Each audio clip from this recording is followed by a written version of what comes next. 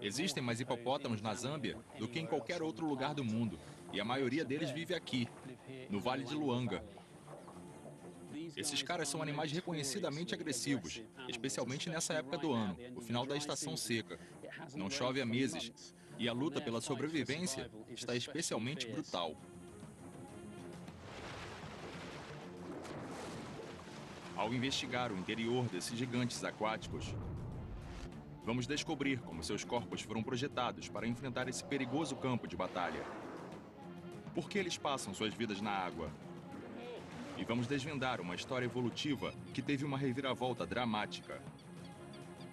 Junte-se a nós, enquanto mergulhamos fundo no hipopótamo.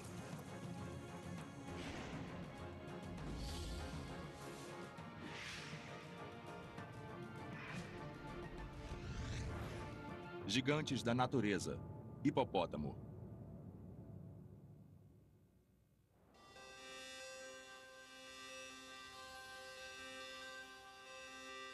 Serpenteando pelo coração da Zâmbia, o rio Luanga é a linha vital de uma das reservas de animais selvagens mais majestosas da África. É um paraíso para grandes manadas de ruminantes e predadores famintos. E também o lar de cerca de 25 mil hipopótamos.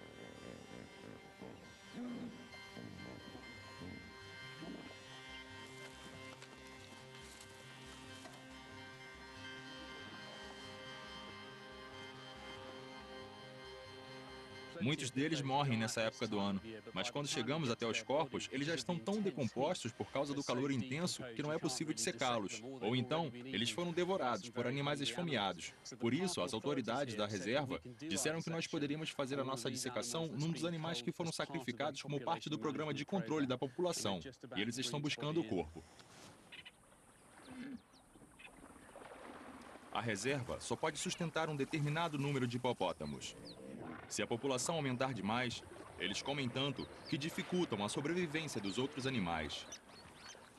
Cerca de 200 hipopótamos são sacrificados todos os anos, e esses guardas florestais enfrentam a tarefa ingrata de tentar remover as carcaças.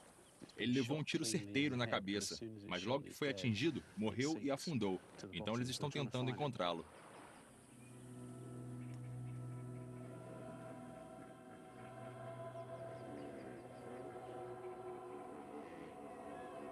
Esses homens sabem como isso é arriscado. Os hipopótamos parecem enganosamente dóceis, mas eles matam mais seres humanos do que leões, elefantes e crocodilos juntos. Olha, olha, olha. Solta! Solta, solta! Solta! Eles fisgaram um bicho vivo. Aparentemente, o que acontece é que um animal vivo pode mergulhar e ficar em cima do morto, o que é muito perigoso. Eles podem virar o barco com muita facilidade. Então, esses caras estão gritando instruções para tentar ajudar. Depois de uma busca estressante, os homens finalmente resgatam o corpo. Os hipopótamos podem pesar mais de 1 tonelada. Então, tirá-los da água é um grande desafio.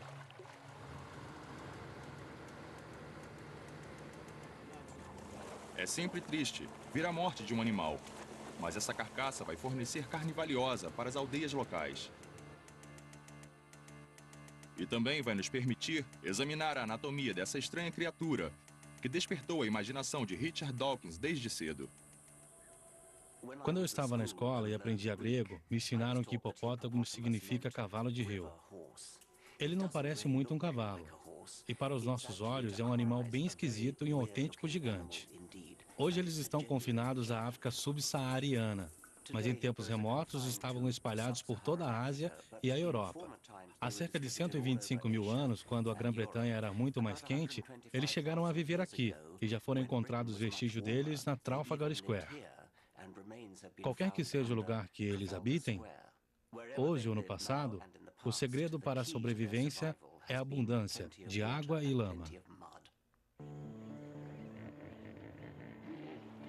Os hipopótamos gostam de se refestelar na lama o dia inteiro. Enquanto outros animais vivem em alerta, constantemente temendo um ataque, o hipopótamo não gosta de fazer nada com pressa. Ele é muito grande para se preocupar com predadores e não precisa dar espaço para ninguém.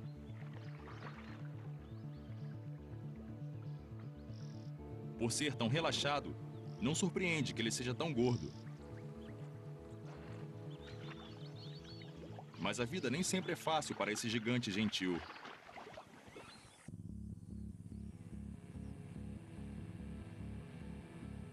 Durante os meses mais quentes na Zâmbia, o rio seca e a água se torna escassa.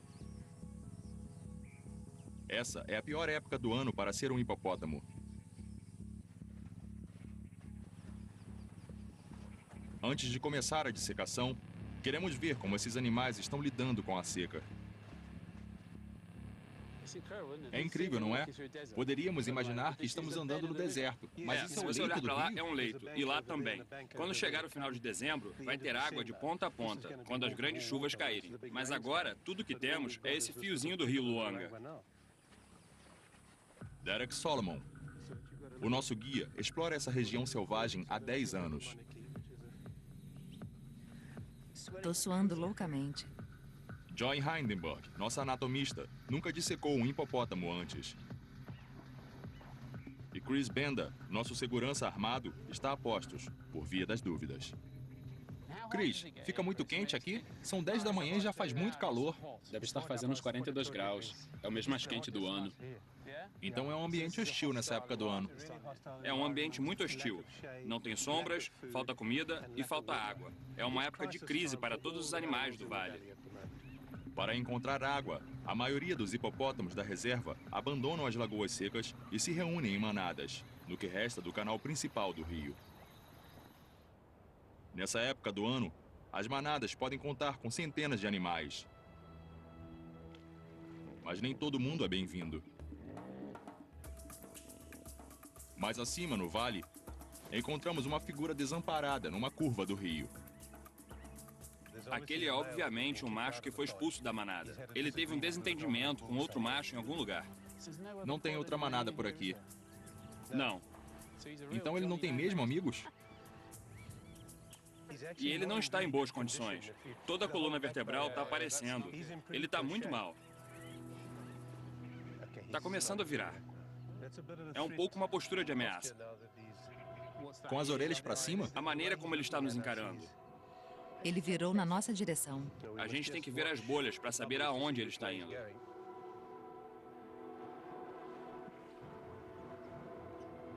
Mas ele ainda é grande, não é? Mesmo estando magro. Ele teria forças para avançar ou é mais provável que vá embora? Teria, se a gente chegasse muito perto. Mesmo nessas condições, ele ficaria feliz de vir para cima da gente. Esse é o tipo de hipopótamo com o qual você precisa ter muito cuidado. Em qualquer lugar, se você estiver descendo um rio de canoa, esse é o cara que vai atrás de você. E ele pode virar o seu barco.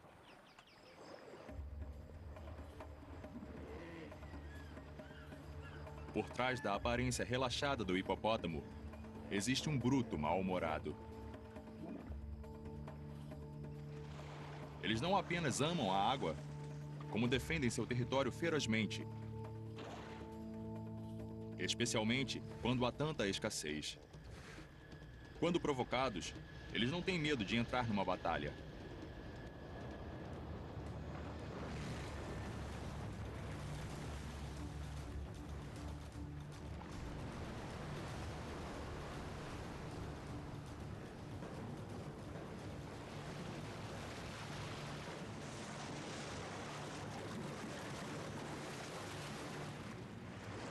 Em termos de briga, esses gigantes desenvolveram a anatomia mais ofensiva e defensiva do mundo animal. E esse é o primeiro aspecto que queremos observar na dissecação. Vai fazer calor hoje. Eu já tô suando. Ele já está fedendo. Dá para entender por que esse calor é tão difícil para os animais. Com certeza.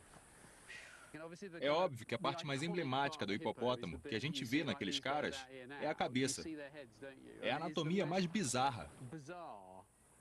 Não tem nada igual, não é? Ele tem a boca mais esquisita. E os dentes?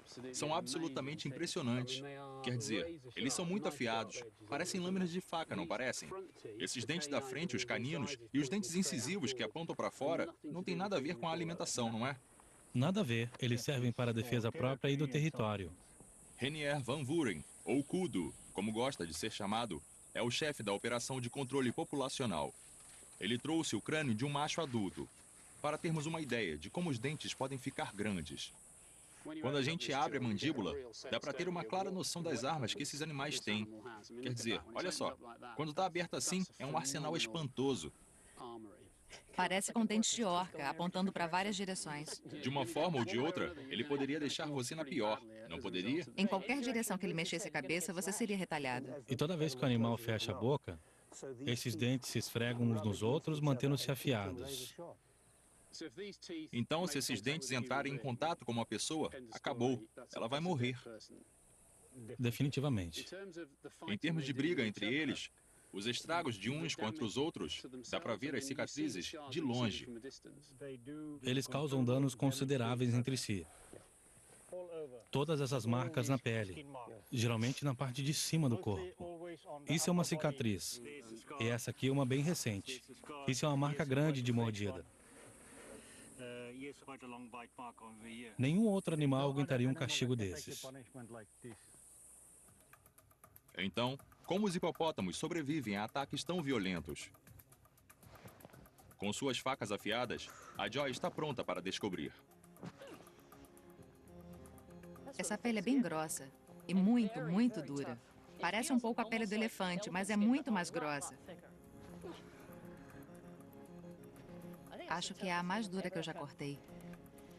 O simples fato de ter cicatrizes já é impressionante quando a gente pensa em como essa pele é forte. Mas também dá uma ideia de como esses caninos são poderosos quando eles golpeiam uns aos outros. E como são afiados. Isso mesmo. Bem observado, com certeza. Mas já dá para ver como é grossa.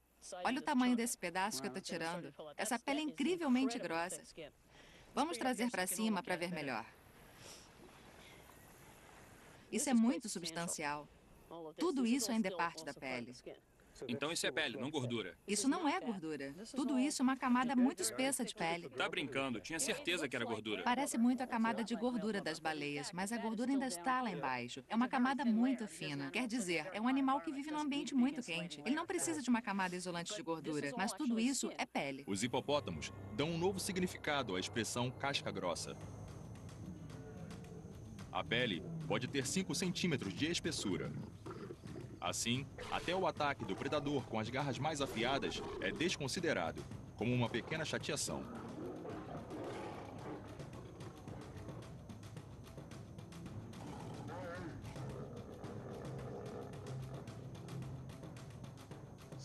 Então esse é o segredo. Se você quer ser durão e aguentar ser atingido por esses grandes caninos, precisa de uma proteção grossa e forte. Mas não é só isso, não é? Quando eles são atacados, parece que foram cortados com uma navalha. Mas tudo cicatriza incrivelmente rápido e por completo.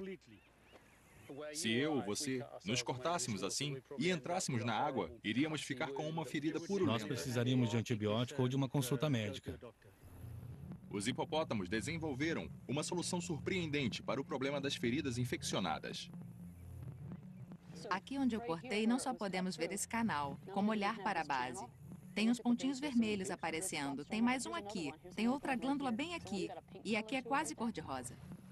Essas glândulas sebáceas especiais dos hipopótamos secretam um fluido vermelho. Essa secreção que é chamada de suor de sangue. Por causa da cor? Por causa da cor vermelha. Até pouco tempo atrás, a aparente habilidade de transpirar gotas de sangue intrigava os cientistas. Mas agora, sabemos que esse fluido não é sangue, nem suor. Produzido por pequenas glândulas enterradas na pele grossa do hipopótamo, o fluido é transparente no começo e se torna vermelho apenas quando é exposto ao ar. Essa secreção é um antisséptico próprio. Não só mata bactérias nocivas, como ajuda a acelerar a cicatrização de ferimentos. Se a gente pensar onde vivem os hipopótamos na maior parte do tempo, é na água suja, onde eles defecam o dia inteiro.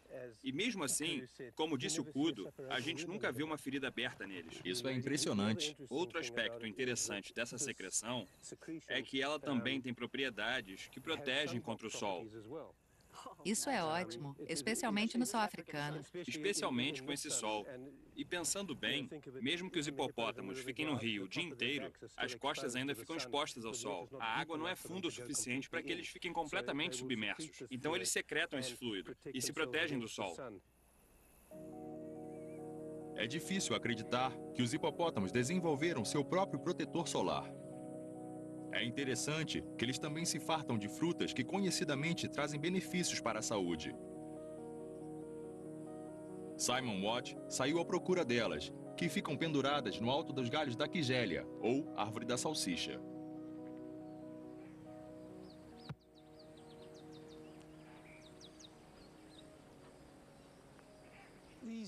Essas frutas gigantes podem pesar até 12 quilos.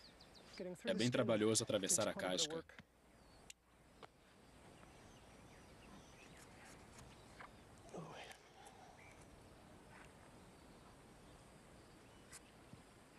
Crua, ela é venenosa para os seres humanos, mas os hipopótamos não param de comê-la. Porém, as pessoas descobriram outros usos para ela. Esse creme é usado como loção pós-sol, e outros que também são à base da fruta são usados para tratar problema de pele, infecções por bactérias e fungos, como pé de atleta. Os cientistas não sabem ao certo se os hipopótamos comem a fruta pelos benefícios à saúde ou se apenas gostam do sabor. Mas imagina se existe uma ligação entre a pele grossa deles e essa fruta de formato bizarro.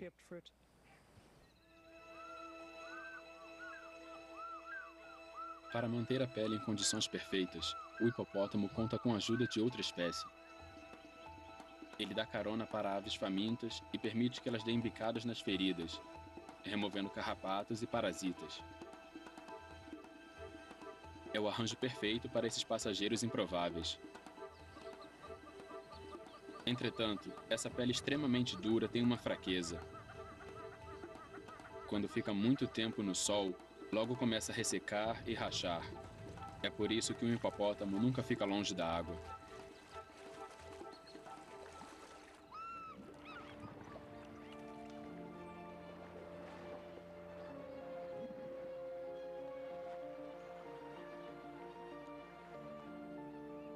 Para muitos animais, uma viagem ao poço local pode ser uma aposta com a morte. Mas para os hipopótamos, não é só um lugar para beber água, é a casa deles. A razão de terem trocado a terra firme pela água tem sido o assunto de muitas lendas por muitas gerações. Os Maçais acreditam que, numa tentativa desesperada de fugir do sol escaldante, o hipopótamo implorou ao deus Ngai para passar a viver na água. A princípio, Ngai disse não, achando que o animal iria engolir todos os peixes com a boca enorme. Mas depois de ver o hipopótamo sofrer graves queimaduras de sol, ele ofereceu um acordo. O gigante poderia se mudar para a água, mas com 3 condições. Em primeiro lugar, de vez em quando o hipopótamo tinha que abrir a boca ao máximo para que o deus pudesse inspecionar em busca de peixes. Em segundo, ele tinha que espalhar as fezes com o rabo para que o deus pudesse procurar espinhas de peixe. Por último, ele precisaria voltar à terra para se alimentar. O hipopótamo aceitou prontamente todas as estipulações, e foi assim que eles se mudaram para a água. Pelo menos é o que diz a lenda.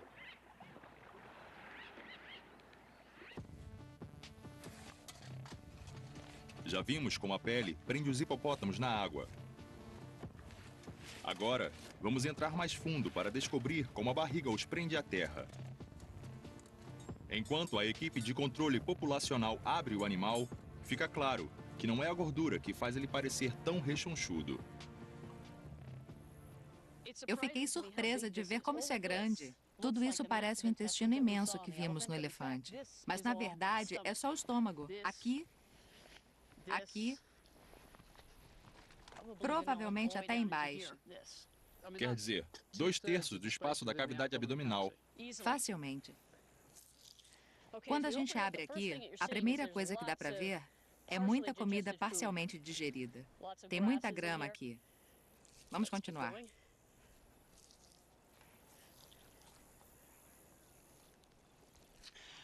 Isso são parasitas? Acho que são. Não é parte da anatomia normal, mas deve ser comum que eles tenham parasitas. No momento, a Joy está escavando o conteúdo do estômago. E esses caras estão trazendo uma balança, para que a gente possa ver o quanto tem ali dentro. Porque eu acho que é um peso enorme. E o mais interessante é que a própria grama está sendo digerida por bactérias. E assim como em todos os herbívoros, são elas que fazem a fermentação. E as bactérias é que são digeridas.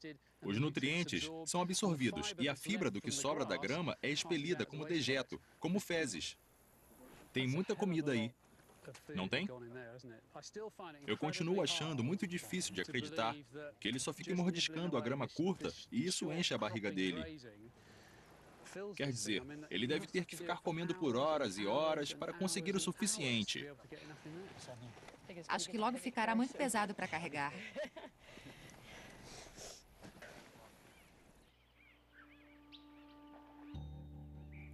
O que é intrigante em relação ao enorme apetite dos hipopótamos é que eles raramente são vistos comendo.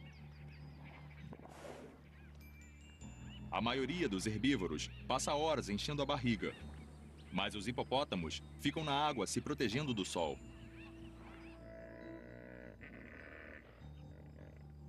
Só depois que a noite cai, eles se arrastam pelas margens íngremes do rio e começam sua refeição secreta sob as estrelas.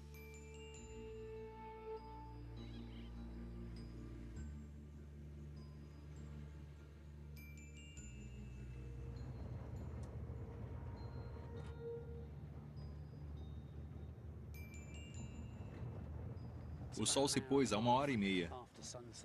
E viemos aqui de noite porque queremos ver em primeira mão o que os hipopótamos aprontam no escuro. Estamos numa lagoa seca, tentando encontrar um deles. Por enquanto não vimos nenhum. O Chris botou uma luz na frente do carro para a gente tentar localizá-los. Tem um ali na frente. Tem um na nossa frente. Tem um bem aqui na frente. Ele ficou um pouco assustado. Desacelera, Sebastian. Só espera aí. Dá para ver o reflexo no olho dele. Quase parece que eles estão se escondendo. Eles ficam tão confortáveis na água e aqui na terra, eles estão fora do seu elemento. Eles se esquivam durante a noite, pastando com a boca imensa.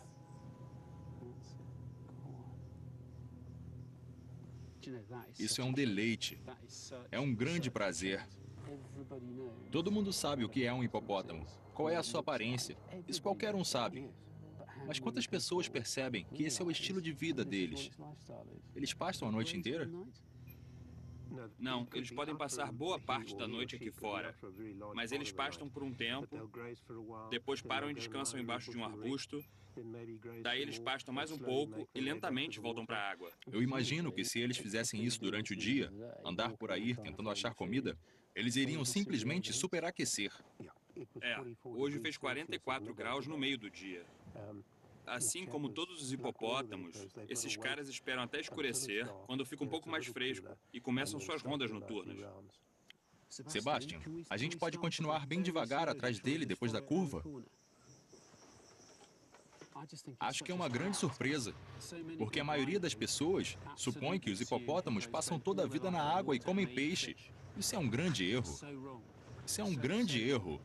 Eu sabia que eles não comiam peixe, mas eu realmente não tinha ideia de que andavam na terra.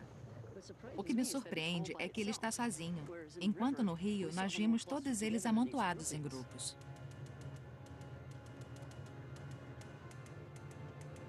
Acho que ele já fugiu. Ele está lá embaixo, não tá? Para onde ele foi? Como um hipopótamo que pesa mais de 1 tonelada se esconde em 3 segundos? Tem certeza que eles não vivem em tocas? Aqui à esquerda. Para.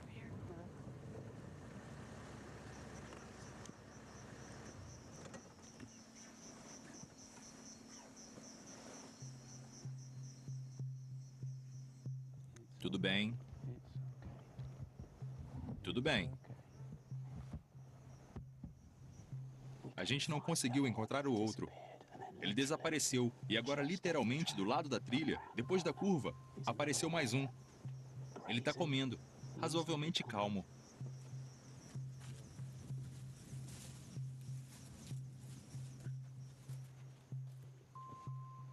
Se a gente estivesse caminhando aqui durante a noite, poderia facilmente tropeçar num deles. Não poderia?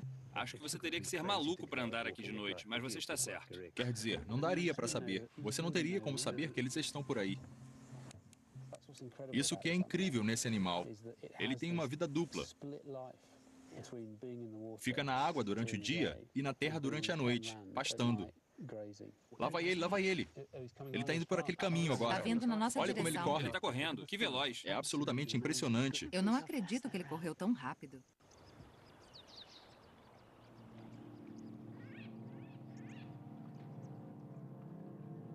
Enquanto o sol nasce no Vale de Luanga, esses comilões noturnos voltam calmamente para o rio.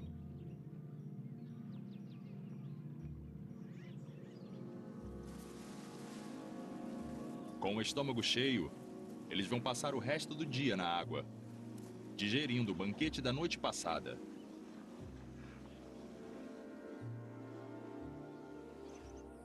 Estamos zerados? Vamos colocar isso na balança. Tá pesado, Joy? Ah, tá. Acho que esse aí pesa tanto quanto eu.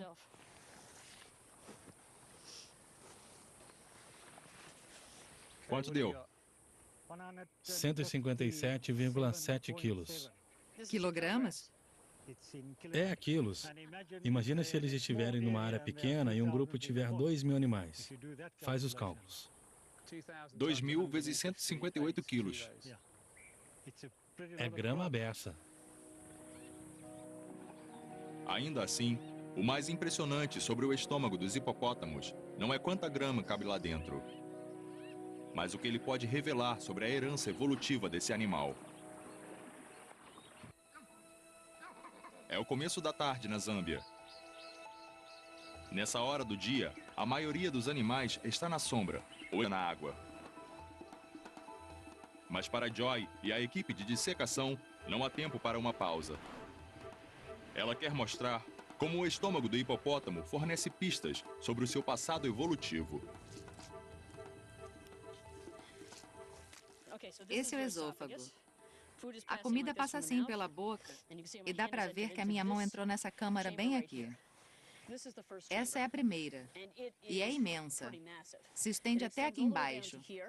Olha a parede da câmara. É muito texturizada. Parece um tapete. E daí a gente chega nessa crista aqui. Isso significa que está passando de uma câmara para outra. Não é tão grande quanto a primeira. É essa bolsa. A comida fica aqui fermentando. O estômago gigante do hipopótamo é mais do que um simples saco. Ele é composto por uma série de câmaras cavernosas e becos sem saída, que desaceleram a passagem da comida. O caminho sinuoso permite que essa pilha de decomposição ambulante tenha mais tempo para fermentar a grama.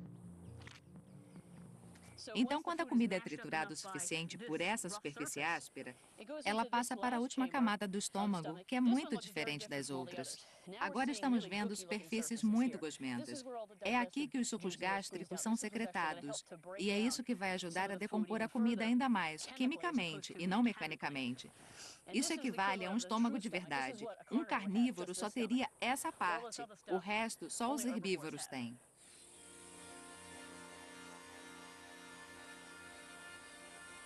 Da girafa e do antílope até os porcos e as ovelhas, o estômago com várias câmaras evolui em 220 animais herbívoros diferentes. Mas decifrar qual é o primo mais próximo dos hipopótamos sempre foi um quebra-cabeça para os cientistas. Os hipopótamos são classificados como ungulados de dedos pares, os artiodáctilos, animais de cascos fendidos. Quando eu era aluno de graduação, nos ensinaram que eles parecem com porcos. É muito surpreendente que indícios moleculares recentes, observados no DNA, mostraram que os parentes vivos mais próximos dos hipopótamos não são os porcos, ou qualquer outro animal de casco fendido. São as baleias. Esses gigantes dos oceanos podem não se parecer em nada com os hipopótamos, mas não é só o DNA que liga um ao outro. 2 anos atrás, nós dissecamos uma baleia comum que havia morrido no litoral da Irlanda.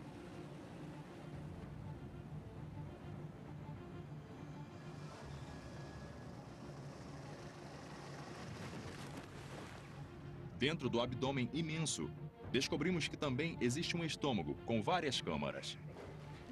Estamos vendo o começo do estômago, uma das câmaras. Essa seria a próxima. Para Joy, isso é uma prova anatômica da ligação remota com os hipopótamos. A baleia tem um estômago com várias camadas, diferente de outros animais carnívoros que têm um estômago bem simples. Eles só precisam consumir muitas calorias. Um estômago com várias camadas é o que vemos em artiodáctilos, como a vaca, a ovelha, a girafa e o hipopótamo. Isso mostra que as baleias estão relacionadas a um ancestral terrestre que comia plantas. Essa descoberta notável forçou os cientistas a redesenhar a árvore genealógica desses animais. O primeiro artiodáctilo surgiu há 55 milhões de anos. E logo se dividiu em camelos, porcos e um terceiro grupo que contém todas as outras espécies modernas. E foi a partir dessa ramificação, entre 50 e 60 milhões de anos atrás, que tanto as baleias quanto os hipopótamos evoluíram. Esses dois gigantes seguiram seus caminhos evolutivos separados, que levaram aos animais muito diferentes que vivem hoje.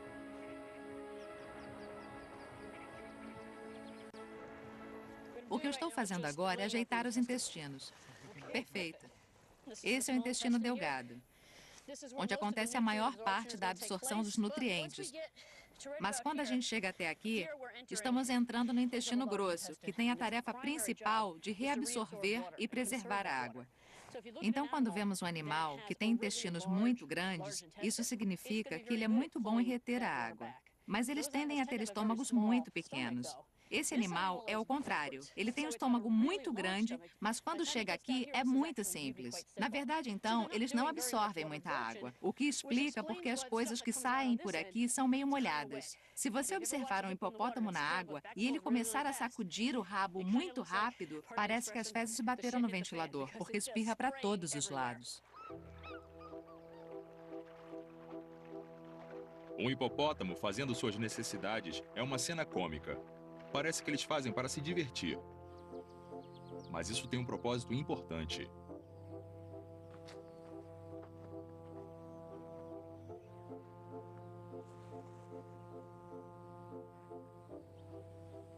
Segundo a lenda, o hipopótamo esparrama suas fezes para que o deus Maasai possa conferir se tem espinhas de peixe. Acho que essa leva não tem peixe nenhum. Mas para os cientistas, esse comportamento ritualístico de espalhar os excrementos ainda é um mistério. Na água, esses banhos de fezes são usados por adultos machos para marcar o território como sinal de dominância. Primeiro, acreditava-se que os excrementos eram usados na terra para afastar machos rivais das zonas de alimentação. Mas depois, ficou aparente que os hipopótamos não são nem um pouco territoriais fora da água. Indivíduos de diferentes grupos frequentemente comem e defecam nas mesmas áreas. Acontece que os rastros de excrementos marcam uma trilha, mas para onde? Isso pode parecer um sistema de drenagem construído pelo homem, mas essa escavação é um caminho esculpido pelos hipopótamos. Tem a largura de um hipopótamo e vai da margem íngreme do rio até a água.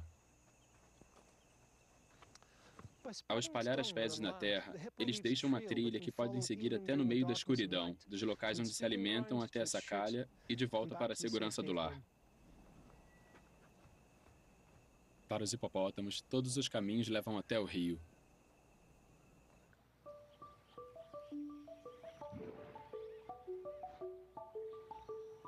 Esses gigantes pesados passam tanto tempo na água que raramente vemos mais do que o topo de suas cabeças.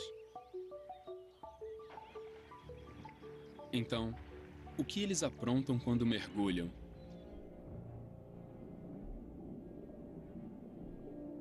Só quando cineastas corajosos se aventuraram nas águas claras da nascente Mazima, no Quênia, o mundo subaquático secreto dos hipopótamos finalmente foi revelado.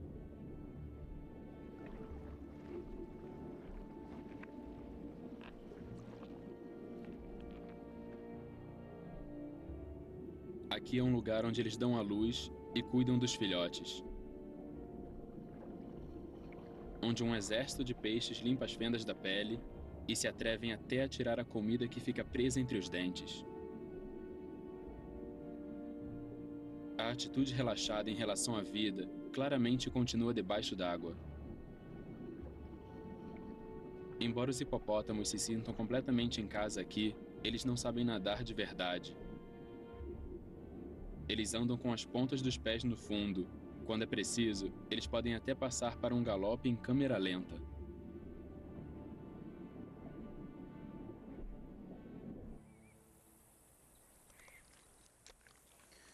A Joy está no processo de remover os pulmões, porque queremos observá-los fora do corpo, em relação à maneira como esse animal dominou aquele ambiente ali, o rio.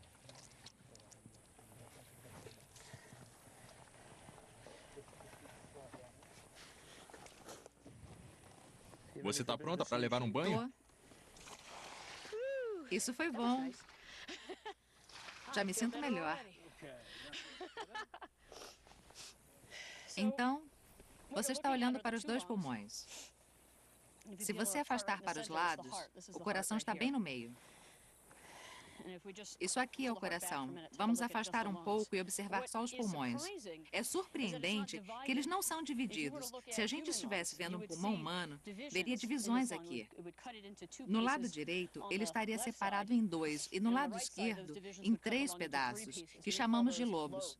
As baleias também têm esse mesmo tipo de estrutura pulmonar, inteira, e não dividida em vários lobos. Isso ajuda a expelir o ar mais rapidamente. Na busca do hipopótamo por uma vida aquática, os pulmões grandes podem ser uma bênção e uma maldição. Quando ele precisa ganhar fôlego, os pulmões se enchem rapidamente com vários litros de ar, permitindo que ele fique escondido debaixo d'água por até 5 minutos cada vez. Mas sacos tão grandes, cheios de ar, normalmente fariam um animal ficar flutuante e boiar. De alguma forma, o hipopótamo consegue contornar esse problema e se manter plantado no leito do rio. Está dentro das patas. Kudo, isso parece um osso duro de cortar. É um osso bem duro, completamente sólido, sem tutano. Então não tem cavidade nenhuma? Nenhuma Ah, cavidade. meu Deus, olha nada. só. Olha para isso, é impressionante. Isso é incrível. Isso é extraordinário. Obrigado, James. Uau, é completamente sólido. A gente normalmente esperaria ver a cavidade para a medula óssea. É. Então esses ossos devem ser muito pesados e densos. E todos os membros assim? Todos os 4 ossos, absolutamente sólidos. Você já viu o corte em um osso Eu assim? nunca tinha visto, é a primeira vez. Fiquei desconcertado. Na maioria dos animais terrestres, os ossos dos membros têm uma cavidade oca, preenchida por uma medula óssea. Mas no hipopótamo, esse espaço está cheio de mais osso. Então, as patas funcionam como o cinto de lastro dos mergulhadores. Como sempre, o hipopótamo escolheu o caminho mais fácil. Por que nadar contra a corrente quando se pode passear tranquilamente? Os ossos pesados impossibilitam que ele flutue. Então, quando você notar os olhos espiando por cima da água, pode ter certeza que os pés estão firmemente plantados no fundo. O pessoal do Kudo está se preparando para ir embora, porque eles têm uma viagem longa e difícil até chegar em casa. Mas a Joy ainda quer investigar mais uma coisa.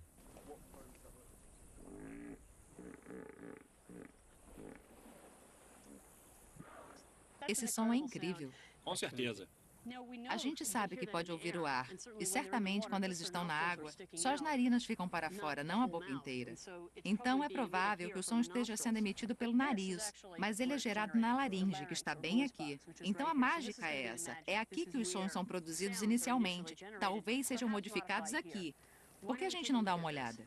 Com certeza, como eu sou um entusiasta da comunicação, essa é a melhor parte desse exercício. Eu sei, é aí que a sua pesquisa e a minha se justapõem, então isso vai ser muito emocionante. A Joy e o Derek compartilham um interesse obsessivo pela forma como os animais conversam entre si. Enquanto a paixão dela vem de investigar o canto das baleias, Derek prefere os sons da savana.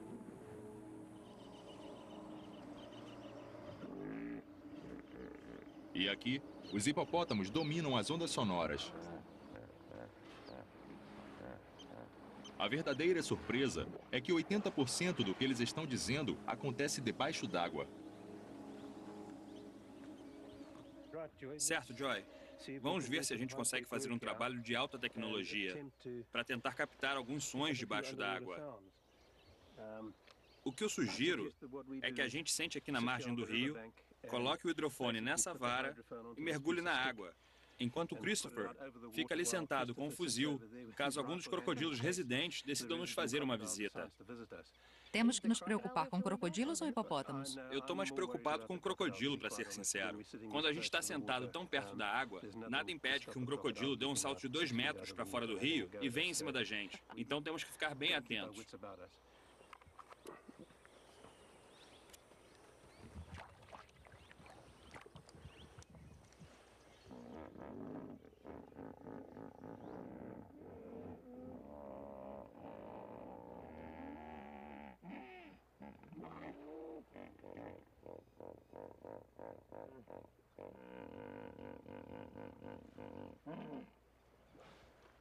Isso foi incrível. Foi muito louco.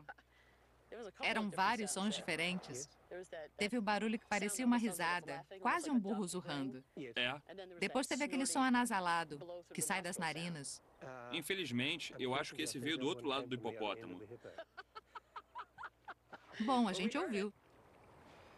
Parece que isso estava gravando os sons embaixo d'água também. O gravador com certeza registrou alguma coisa ali. Deve ter sido aquele grasnido simultâneo, dentro e fora da água, dos hipopótamos. Isso está vindo pelo hidrofone até o próprio gravador.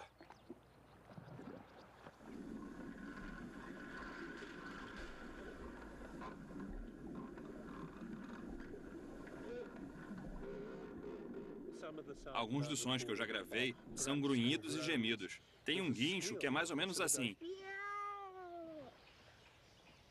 Mas o mais bizarro são os cliques que eles fazem. Cliques?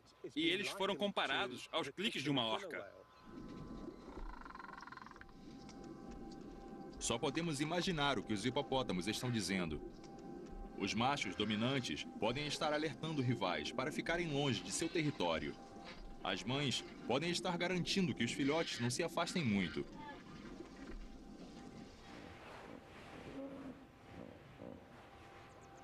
O que interessa a Joy sobre o bate-papo dos hipopótamos é como uma laringe que originalmente evoluiu para produzir sons no ar se adaptou para funcionar debaixo d'água. Joy, em comparação com os outros animais, essa laringe é especialmente grande? Na verdade, é enorme comparada com outros mamíferos. E eu suspeito que uma laringe grande esteja relacionada a sons de baixa frequência. Quanto maior a laringe, mais grave é o som. E as baixas frequências fazem sentido, porque elas chegam mais longe.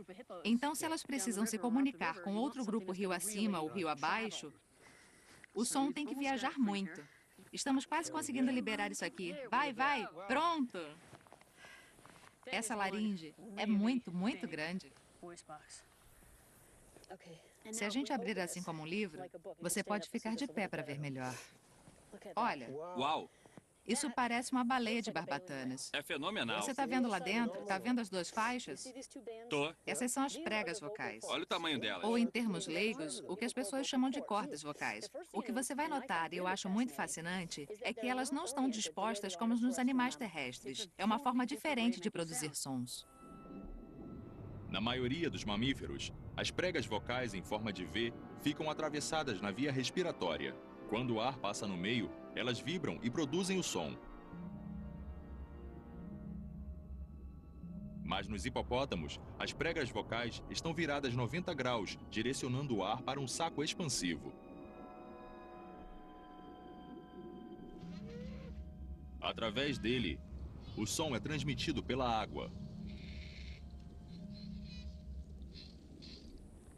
Quando eu puxo esse saco, tem uma cartilagem grande aqui na frente. Mas o meu dedo está bem aqui. Você está vendo que eu estou empurrando aqui? Isso é onde o saco está, mais ou menos aqui. Agora, nas baleias de barbatanas, essa parte flexível do saco fica muito protuberante. Então o hipopótamo pegou essa configuração, a acentuou e transformou nesse saco enorme. As baleias produzem os sons mais graves e podem propagá-los por metade de um oceano. Tem transmissores sofisticados para produzi-los. É provável que os hipopótamos tenham uma miniatura do mesmo sistema. Isso é muito impressionante. Uau! É o meu órgão preferido.